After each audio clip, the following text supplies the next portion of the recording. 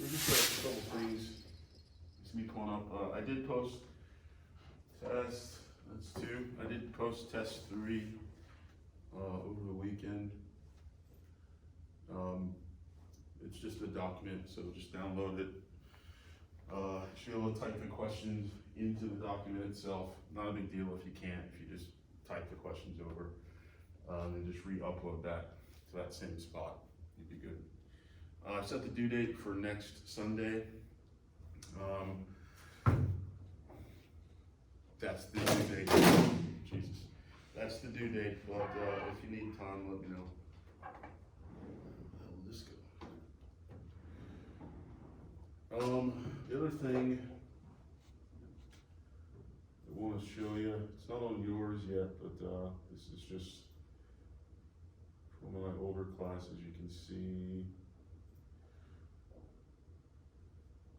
Is it on yours?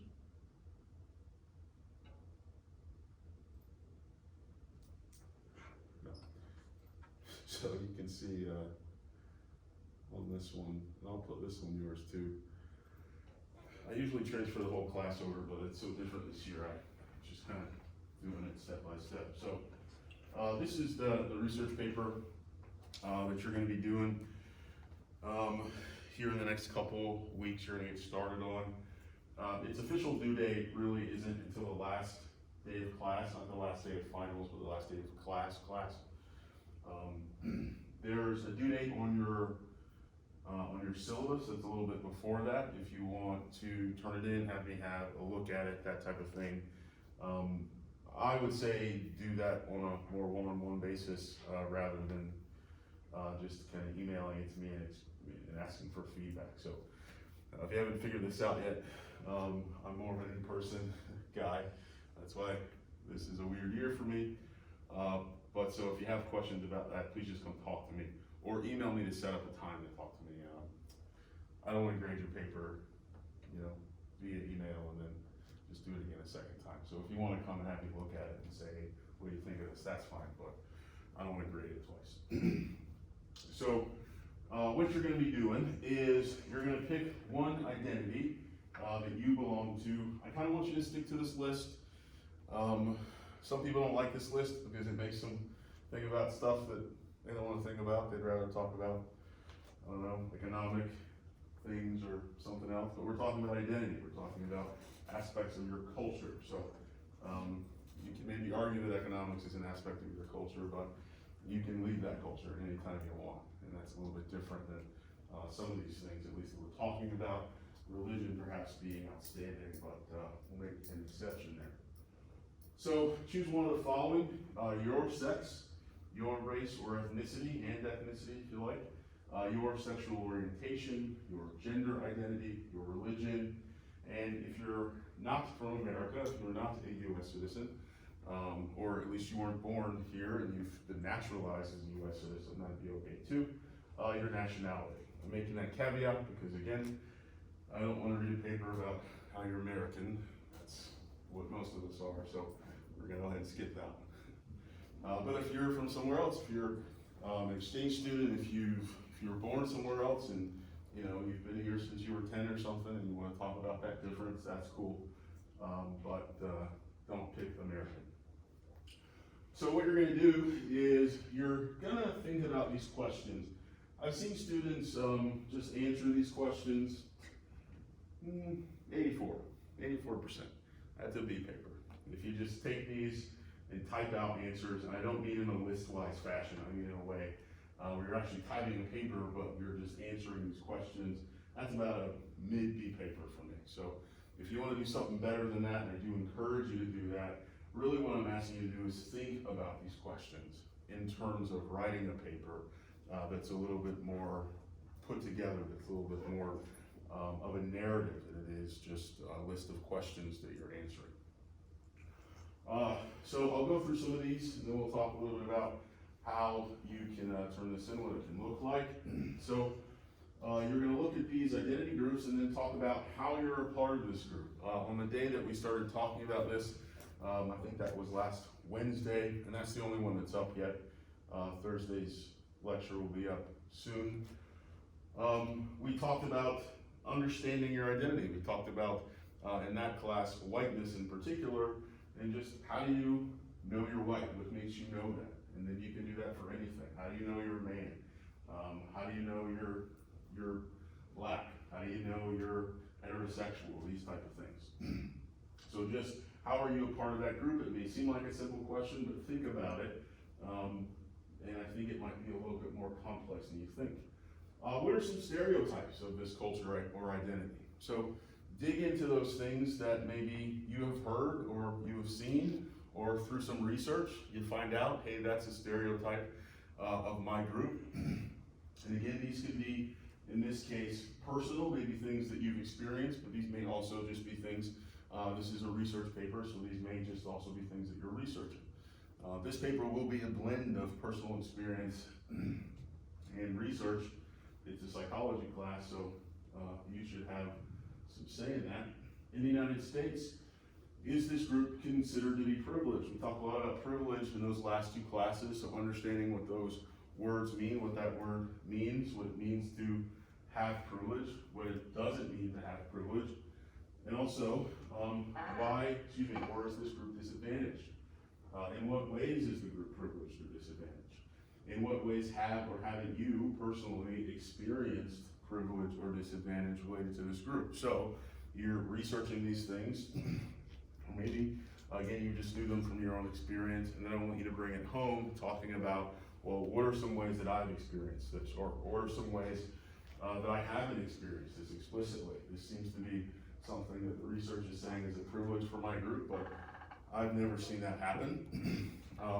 If you say that, make sure you're thinking deeply about it, because I will challenge you on it. If you tell me, one I get all the time is, I don't see any benefits to being Christian.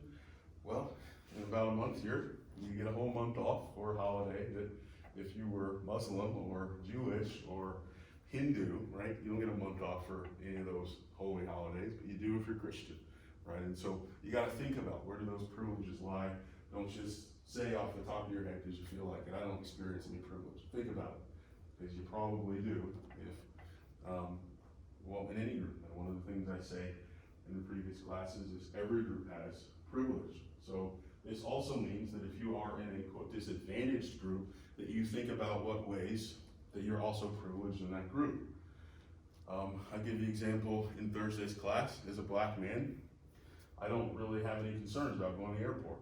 I don't really have any concerns about flying in terms of how people would treat me, in terms of how people might look at me, or if they're going to be afraid that I'm going to do something on the plane. So even as a black man, which is recognized to be a disadvantaged group, I understand that there are some ways in which I have privilege. So again, if you are in a disadvantaged group, or you're choosing a disadvantaged identity to look at, do not shirk on that question. What are some ways that you're privileged? Also thinking about the other side. If you're in a privileged group, or you're choosing a privileged identity, what are some ways that you're disadvantaged? Don't shirk on that question either. If you are a man, if I'm a man and I want to think about some ways in which I'm disadvantaged, well, I'm more likely to go to prison for the same crimes. I'm more likely to get a longer sentence. I'm less likely, if I had a wife and kid, to divorce her. I'm less likely to get custody of that kid, right? So there are some ways, even in a group that's advantaged, that you can look for some disadvantages. So I want you thinking hard about those questions. In what ways and in what times do you find yourselves strongly identifying with this group? That is to say, man, I really feel like a man today. I really feel like a black person today. In what ways and when does that show up for you? Let me introduce you to this term while we're talking about it, which is called salience. I think that's spelled right. Check my spelling as always, but salience. And salience, anybody chemist, any chemist, or anybody know what this word means? It's a term that comes from chemistry. We use it in social sciences. But I couldn't really give you an example or a definition that I think would really make you understand it. So I'll give you an example. If I take a drop of water and I drop it in a glass of water, what happens to that drop? If I want to find it again, or if I want to like note its particular characteristics within that water. Basically becomes a similar. What's that? It becomes one with the rest of it. It becomes one with the rest of it, right? You sort of, it loses, and to bring it here, it loses its identity. It's not salient anymore. But if I took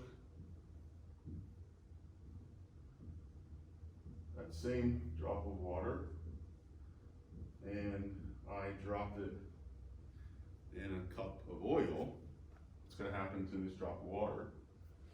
This is not a trick question. It's going to stay whole, it's not going to disperse, it's not diffuse. Very good. The word you're looking for is it's going to remain salient. Right? It's going to remain itself. It's going to hold on to its identity within that big group. So what I'm asking you to think about here is, when does your identity feel salient? When do you feel like, oh, I'm a black person. Oh, I'm a man. Right? When does that show up? When do you feel that? And then of course, conversely, when don't you feel it? When does it go away? When would somebody have to remind you? Oh yeah, I'm a man. Right? So there are these times in which your identity is salient, and there are times in which your identity is not salient. So I'm asking you to think about that. When does your identity become salient? When do you identify with it? And when is it not salient? When does it kind of disappear? And then in what ways and at what times do you find yourselves disidentifying with this identity? This means that it's still salient to you. In fact, it may be more salient, but I don't know, all men are dogs, right? Here's a time where I'm definitely in that group. I'm probably definitely feeling my maleness in that moment, but I don't want to be associated, or I don't like that my group is doing this, or I don't like what people are feeling about who I am. So again, what is it salient? What is it not salient? And what is it salient but you kind of like to get away from it? Questions so far? Okay. How do your other identities interact with the chosen identity? Here's a good way to get in a paper. Is to really think about, now I want you choosing one identity, choose one. But I do think it's important to think about how those other identities, what we call, intersect with your other identities, with your other culture. So if you're a white person, what does it mean to be a white woman? What does it mean to be a white Christian woman? What does it mean to be a white bisexual woman, right? What does it mean to be a white bisexual trans woman, right? And so as we add these identities on, thinking about the ways in which that maybe affects any of these questions, but maybe in some particular way, because again, this is something that you can expand upon a bit, and that will let me see that you're thinking deeply and dynamically about these things, which again, can get you in a paper. What does social science? Of course, it's a research paper, so what is social science? What is research? What research has been done regarding this culture or identity? So this is just really to remind you to look into those things. Again, some folks just kind of answer these questions, so they just make this the one time they do the research. A good paper is going to be using research to answer all of these questions, or at least to touch on it. Some of them are personal, so it's going to be a little more difficult. How well, or not at all, do the findings of the research match your own experience, personal and or observed, right? So this is really the crux of the whole paper, which is you're looking at the research and you're thinking about your own identity, but just explicitly at some point, please state, what does that seem to match your experience? Does that seem to add up to what you've experienced? And if not, is that because you're in a different environment? Is that because, well, maybe, but I hadn't noticed it before, right? So again, thinking through those things.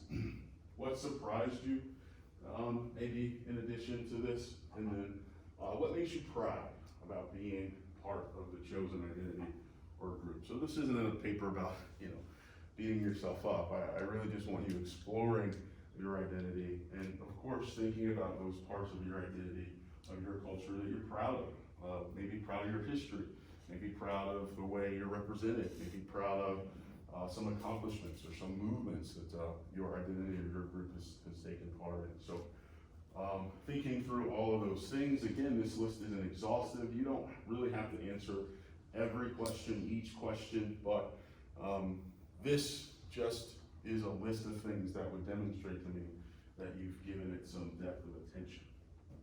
Questions about these? Yeah. I guess, the difference between sex and gender identity, I'm assuming, is like just the detail, like what you perceive of yourself versus what you may, be legitimately born as, or. Sure. Okay. We may get into that lecture today even, but sex is your physical makeup. Okay. What does your body look like? What do your chromosomes probably look like, right? Gender identity is how you identify. We say it's male or female, but really it says masculine or feminine, Okay. right? And so you could be sexed male, but identify as feminine or identify as female. Okay, yeah, just making sure. Very good.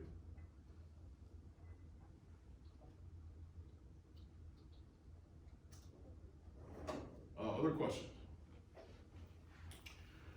So here you can just see, what's needed or what's required in terms of getting this paper in. First thing you'll notice is similar to your thought papers, your mind perspective papers. You can do a video or you can do a paper here. I really love getting these videos. It takes me a lot more time to grade because I have to watch the whole thing. I can't just skim, that first paragraph where you all say the same thing. So I usually have to watch these whole videos. So it takes me longer to grade them, but I really like getting them. And I've seen some students do some creative things here, whether that just be kind of putting pieces together, doing some interesting video editing. You could probably still do this in a kind of safe, socially distant way, but I've seen people kind of doing little group discussions sometimes, or maybe just a one-on-one discussion with somebody who has the same identity or different identity, maybe comparing experiences, asking these questions to each other, that type of thing. So I like those. I really enjoy when I can get to see students talking about these things and maybe interacting around them and being creative. So do take this opportunity if that interests you. If you do that, 4 to 8 minutes, you still need references, yes, of course. And people always ask me, so for the video and for me in the class, people always ask me, how do I submit references in the video? You can do that in a couple ways. You can just roll credits, if you know how to do that. At the end of the video, roll credits that are your references. You can include them in the submission, so there's that text submission box on Blackboard in addition to upload file or share link, whatever you're going to do. You can just leave your references in that box. I think the best way, honestly, is to submit a paper. If you're doing a video, submit a paper, put your name and all that, and just have the web link and then have your references on that page. So the whole thing would just be your link and your references. I think that's the easiest way. It's all in one spot for me. So I don't have to go hunting through comments and this and that, but just get them in there somehow. For the paper, 5 to 8 pages, 1.5 spacing, yep, that's a bit long for some of you. I'm not super specific on margins and stuff like that, but I can tell when your margins are ridiculous. I can tell when your fonts are ridiculous. I can tell when you're taking 8 spaces after the period. So I'm gonna be looking for those things. And I will note them if I see them, but if you're a big fan of some font that you love to write in, go for it. I'm not necessarily looking for you to do it in APA style because many of you aren't psychology majors. So whatever kind of style I do want you to put it in some type of style, whether that be in LA or Chicago or whatever it is. Actually, don't use Chicago because I think they use footnotes. That will confuse me. Just do something that has a reference list at the end, and you'll be fine. Questions?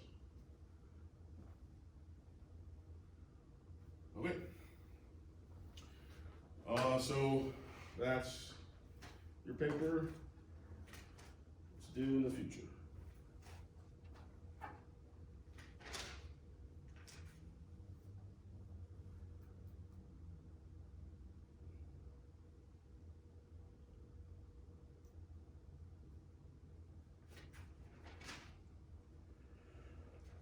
So what I'm looking at is trying to think through. I think we have kind of talked about all that we needed to talk about in the two classes with regard to kind of multicultural stuff.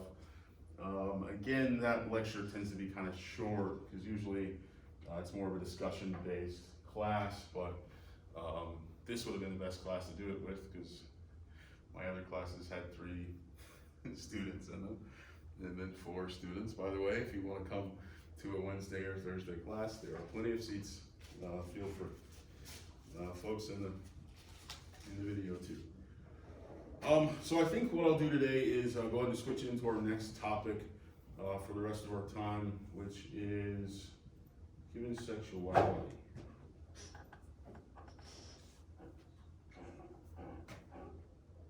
What am I looking for?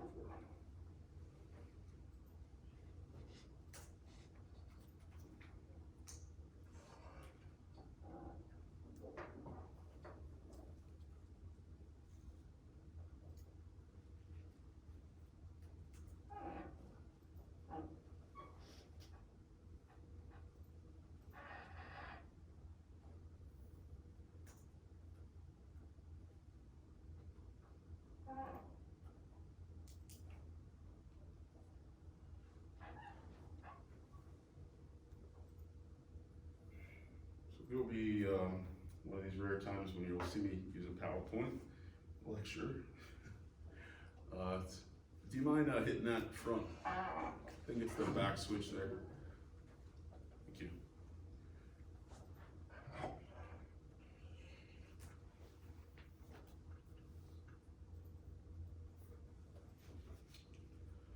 So, how many colors do you see here?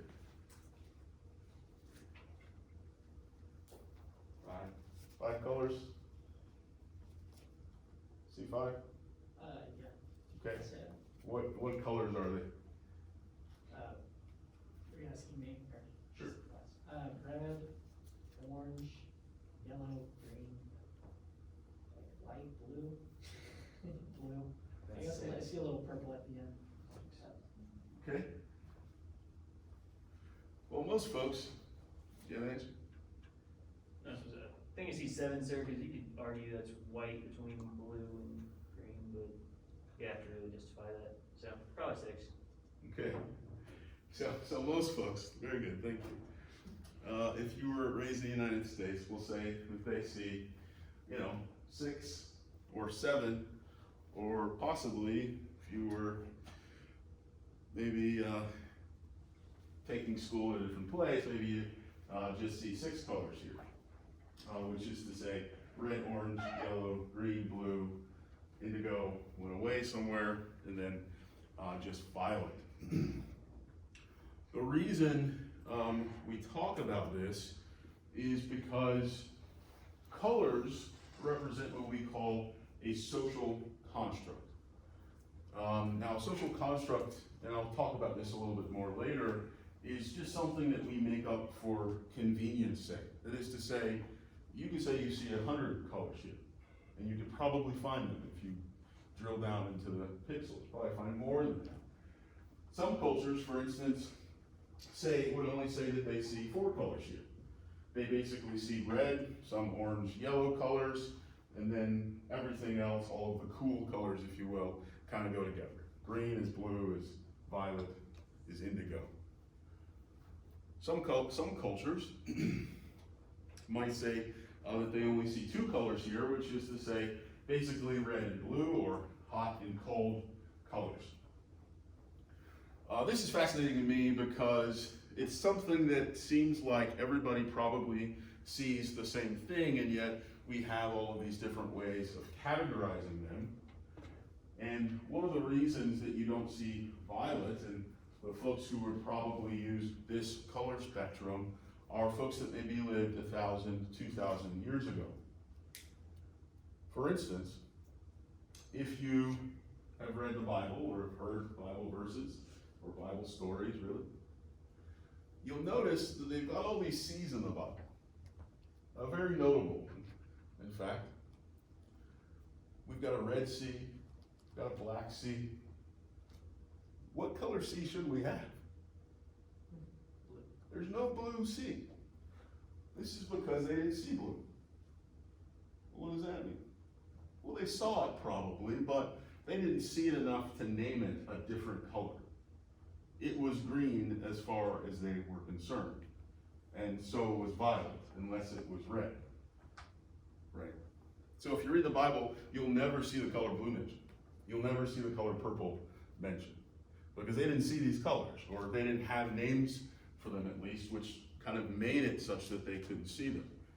This is really a question here of perception.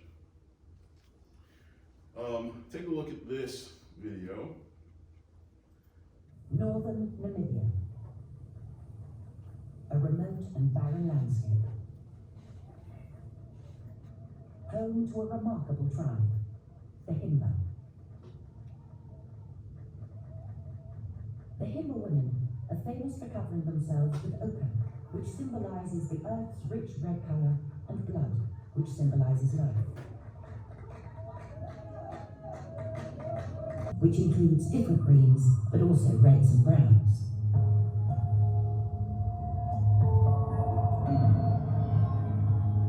They clearly describe color differently, but do they see the same way? Mistake than the Himba. The next experiment is trickier for the Himba.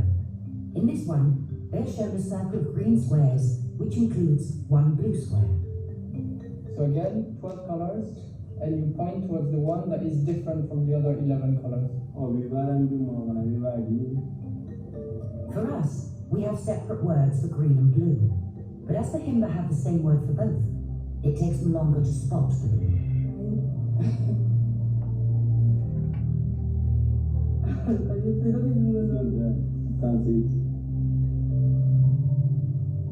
that was a difficult one for him. The difference between the two categories of colors are very close to each other. For us, it's quite clear the one that is different, but for them, they have to look very hard. We measure the time they take to give the response, as well as errors. And what we find is that the Himba will take much longer to find the different color in this version of the experiment with blue and green.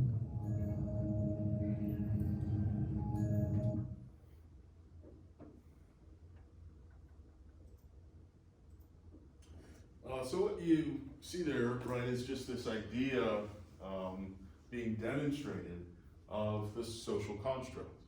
And that it, though it's just a construct, that it is just something that we're kind of making up, so to speak, it has real power in terms of allowing folks to be able to notice difference. Because if we can set a difference, if we can name them as different, it's a lot easier for our brain even to perceive the difference. Oh, I have a name for that other one, and so it's the other one. If you don't have a name for it, often you'll just merge the things together. We do this too. Obviously, you see that we seemingly do it with green, right? There are some greens that apparently are difficult for us to distinguish, but we certainly do it with things like brown. Think of how many shades of brown there are that we would just call brown. Now, we would still be able to see that difference in many cases, but still you get to see that really you can imagine somebody making those all different colors. And in some ways we have, right, khaki versus brown versus maybe ochre or burnt orange, right? We do have some different names, but we might still see them or at least name them the same thing otherwise. So again, we're talking about this idea of a social construct, which is a social mechanism or phenomenon created, developed, and maintained by the society. So we're making these categories, and they don't really exist in life. They don't really exist in essence, but we use them as a way to differentiate things. That doesn't mean the differences don't exist. That means the discrete differences that we're sectioning off don't exist. So anything that exists by virtue of social agreement, as opposed to objective reality, is a social construct. What are some other things that are social constructs? We'll get to those later. First, I'm going to give you the opposite, which is to say something that is a taxonomy. And a taxonomy is something that exists separately in and of itself. We don't have to say, well, this is where red stops and orange begins. There's just a clear division. So here, for instance, planets are a taxonomy, heavenly bodies. That is to say, we don't say, well, Earth ends here and, I don't know, Mars starts about, no, they're completely separate. And you can see this is Earth, this is Mars. This is the moon, this is Jupiter, right? We don't have to figure out where to cut that line. So a taxonomy is a non-arbitrary class. Arbitrary just means made up. So it's a non-made up class whose existence is empirically based. Empirically means proven, scientifically based, rather than for semantic convenience. You can take the word semantic out if you don't know what it means, rather than for convenience. So the periodic table, these elements are taxonomy, right? If I pick up a hydrogen atom and I look at it at a super sensitive microscope, I can see that it is distinct every time from a helium atom, right? They exist as separate things, and there's not really a way that I would get those things confused. There isn't a line where I'm saying, well, actually, it kind of looks a little more like helium, right? It either is or it isn't. So here's some other things that we would consider taxonomic, so chemical elements, biological species, to some degree, kind of set in the world. They represent taxonomies. It's actually where the word comes from, is biological taxonomy, usually. Heavenly bodies, as we've said, and some folks would argue with me here, but biological sex, talk a little bit later about why it's in that list versus this list of social constructs, which color, of course, and then temperature, right? What's 78 versus 79 degrees really, and who decided where to put that, right? We just agree, okay, that's probably 78, that's probably 79. Race, we kind of talked about this a little bit, right? Race really is just the color of your skin. It doesn't necessarily have to do with country of origin. Certainly, after thousands of years of migration and immigration, people can be from anywhere, but when we talk about race, we're really just saying, well, what color is your skin and what are your phenotypic features? We're just agreeing that that means you're this color. And then gender roles, as opposed to sex, which is to say, how masculine, how feminine are you, right? That idea of what masculine means, that idea of what feminine means, is somewhat derived from sex, but really we're making it up. Who says guys have to cut the grass? I don't know, I guess everybody. So the real point here, what we're talking about is sexual orientation, our sexual orientation categories, are those things socially constructed? That is to say, do we make those lines, or do they actually exist in biology? First, we need to figure out what we're talking about. First, we need to figure out what we're not talking about. Sexual orientation is not sex. We just kind of talked about this, but sex refers to a person's biological status as male, female, or intersexed, which is, people think this is rude, but just so you understand, a hermaphrodite, so to speak. There are a number of indicators of biological and sex, including your chromosomes, including your gonads, including your reproductive organs, including your external genitalia, right? So all these very physical markers of sex are what we're talking about here. That again is why I put it in the taxonomic category, because really we get male or female in terms of sex, in terms of biology, and again, just to be truthful, an intersex is sort of a coding error. It's not supposed to happen, which proves, that is the exception proving the rule, of really two sexes. Now, gender, we can talk about something else, where gender refers to the attitudes, feelings, and behaviors that are associated with a person's biological sex. So men are typically expected to be masculine, and women are expected generally to be feminine. Now, this isn't obviously a hard and fast thing. Men can be masculine or feminine, and vice versa. Women can be masculine and or feminine. So here's where we kind of get to that idea of gender and gender roles that we're talking about in society recently. I like to make sure that I'm differentiating that from sex. And then we're also not talking about sexual identity, where sexual identity refers to how an individual defines themselves with regard to their sexual orientation. That is to say, what do you call yourself, or what do you tell other people that you are?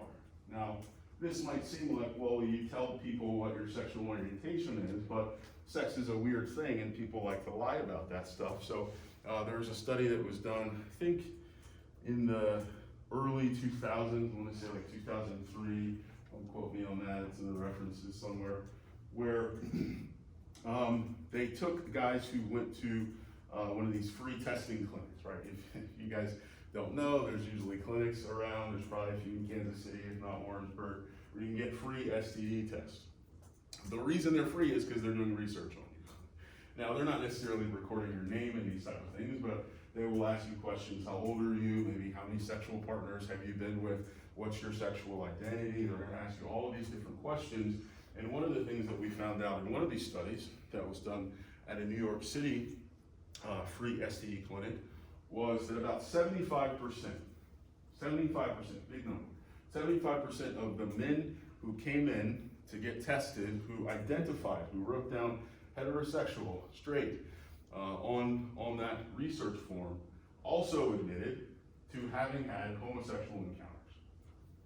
And so sexual identity does not necessarily mean sexual orientation. That isn't to say, first of all, that 75% of men, of straight men, have had some type of gay encounter. That's a pretty specific population, right? They're going to get an STD test, they're going to get a free, anonymous STD test, right? So this is a specific group of folks who are going into this place in the first place, but it does just demonstrate that those things do not always equal one another. So what is sexual orientation? Well, sexual orientation refers to your actual sexual and romantic feelings, behaviors, fantasies, and attractions towards one and or both sexes.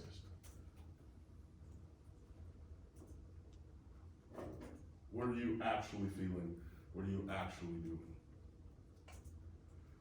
So, again, our real question here is, are those differentiations, are they taxonomic? Are they really separate, or do we make them separate? Let's look at the biology and see if it can help us. So, back in the 90s, we were super interested in why people were gay, and so we started doing all these tests to try to figure that out. So you'll see most of these studies are going to be from the 90s. So in 1991, I believe this is a guy named LeVay, is his last name. He found that a region of the hypothalamus, and if you remember the hypothalamus, the seat of emotions, right in the limbic system, right in that midbrain area, he found that in the hypothalamus there was a small region that was larger in heterosexual men and significantly smaller in gay or homosexual men. This is to say, or what's not listed here, is the fact that in men versus women, it tends to be smaller in women. So we have this sort of, is this some sort of signal towards maybe a homosexual identity or a homosexual orientation? The problem with this study was that first of all, there was only like 4 people in each group, and all of the gay men in the study died of AIDS, all of them. Whereas the straight men, I think maybe 1 did. And so we have this confound here, which is to say we can't really tell if the difference that we found in the hypothalamus is due to sexual orientation or if it's actually due to some effect of the HIV or the AIDS. The other problem here is that we have not been able to replicate this study, right? It's been, I don't know, almost 30 years, and this study has not been able to be repeated. We have not been able to look or find this difference in the brain again. Another thing that we do sometimes is what's called twin concordance. And twin concordance just means you take two twins and you're interested in, do they match on some characteristic, do they match on some variable? And what we find is that in monozygotic twins, that is to say identical twins, if one twin is gay, there's about a 50% chance that the other twin is also gay. If we're looking at dizygotic twins, and it's to say fraternal twins, there's about a 20% concordance. And if we were just looking at non-twin brothers, just regular brothers, there's about a 10% concordance. Now, 10% is about what you expect to find in the general population. Most research suggests that around 10% of people are gay anyway, so this is just random chance. This is no better than random chance. But is there a problem here, folks? If we're looking at this as a genetic issue, what does this tell us, or not quite tell us? If we look at those monozygotic twins. Well, in a monozygotic twin pair, we expect that they have identical DNA. That's what we call them. Well, they actually, they look the same too, but also they have identical DNA. That's what we call them. So we would expect that if sexual orientation was entirely genetic, that if one twin was gay, we should have a 100% chance that the other twin is gay, right? If you get identical twins and one has blue eyes, there's a 100% chance that the other one also has blue eyes, right? Because those things are completely genetic. And so here we find some, confusion. What does that mean? Because it does go up. So there's something happening, but it doesn't go all the way up. This is weird. One strange thing that I would note is this is almost the exact same concordance rate for left-handedness. Right, 50% of twins, if one's left-handed, the other, 20% fraternal, 10% is about random chance. Anyway, and that's what you find with brothers. So, inconclusive. Let's try one more time. Genetic differences. This is by a guy named Hammer in 1933. He found a genetic marker on the X chromosome, now not the whole chromosome, but specifically this region he called Q28. He found that this seemed to be more prominent in gay men than it did in other men, and I don't think he looked at women, so heterosexual men. Well, that looks really promising for a moment, but again, here's one of these studies we were not able to replicate. That is to say, we tried to do it again, nobody could do it again. Nobody could find this Q28 gene as being indicative of homosexuality. So we flash forward about 20 years, and we go to Sweden. So the long and short of that is that we really are inconclusive in terms of, is there some genetic link to sexual orientation? And it turns out, I think, because this is going to give us some really interesting detail, it turns out, I think, that we were kind of looking in the wrong place. We were just off the nose. So this is a pretty large sample, 7,600, I think it's twin pairs instead of just actual twins. So I think, it's maybe double, I could be wrong, but it's still a lot. This is all of the twins in Sweden. Apparently, if you're a twin in Sweden, you have to be in research.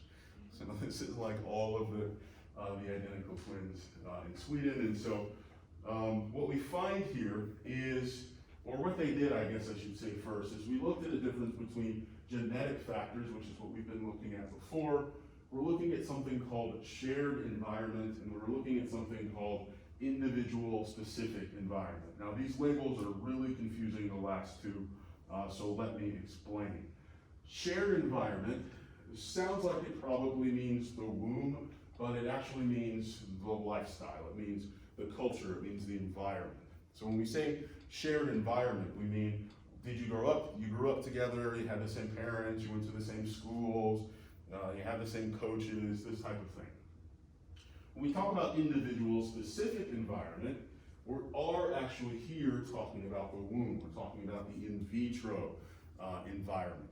Why they named them this, I really still do not know.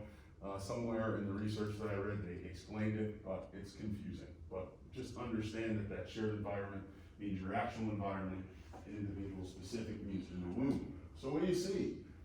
You see that for men, genetics do play a role, right? And that gets us close to what we were seeing in those twin studies, by the way, which I do believe we're only looking at boys, we're only looking at men, which is why you only see non-twin brothers and non-twin sisters, for instance. And so that gets us pretty close, right? Not all the way to 50%, but we're getting there. When we look at women, however, we see that that number is a lot lower. First of all, this is interesting because they included women in the 90s when they were trying to figure out why folks were turning gay all of a sudden. You know, Will and Grace comes out and they want to do this research. They didn't really look at women. They were like, that's fine, what's going on over here? So we do see that there is some difference between the genetics now that we find that we include women in our study. But the interesting stuff is on these last two lines. The shared environment for men, that is to say, the place they grow up, the experiences they have, these type of things, seems to have a negligible effect, less than 1% of sexual orientation variation.